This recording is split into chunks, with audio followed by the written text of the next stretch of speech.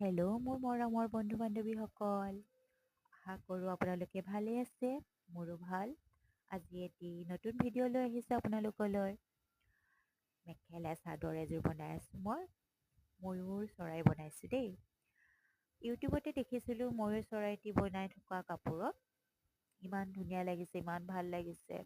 মই ভাবিলোঁ ময়ো এবাৰ চেষ্টা কৰি চাওঁ বনাবলৈ। সেয়ে প্ৰয়াস কৰিছোঁ অকণমান।